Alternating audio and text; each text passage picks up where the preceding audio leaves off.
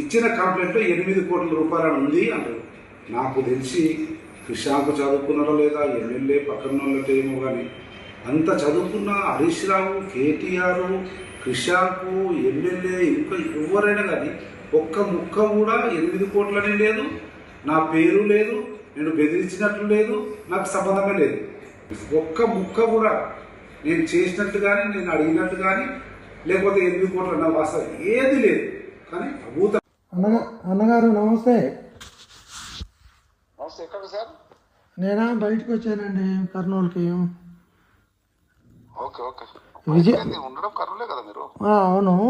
ఆ విజయ్కి నాకు మీరు మొన్న చెప్పారు కదా, ఆ సాయిల్ వచ్చేసి రేపు 29కి మనకి టైం అయిపోతుంది.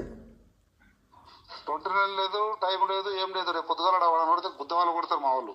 చెప్పేది నాన్న. విజయ్ కానీ ప్రకాష్ కానీ ఎవడైనా వాళ్ళు కానీ వాళ్ళ మెటీరియల్ కానీ వాళ్ళ బండి కానీ అక్కడ కనబడితే ఇక మంచిగా ఫోన్ చేసి ఏదో మాటలు వేరే ఉన్నాయి, గుద్దవ అగులుతుందని చెప్పేసి.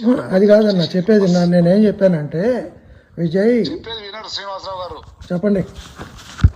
చెప్పేది వినరు, మీరు చెప్పేది వినను నేను. రేపటి నుంచి వాళ్ళు కనబడకూడదు, అంతే. That's all. సరే అన్న.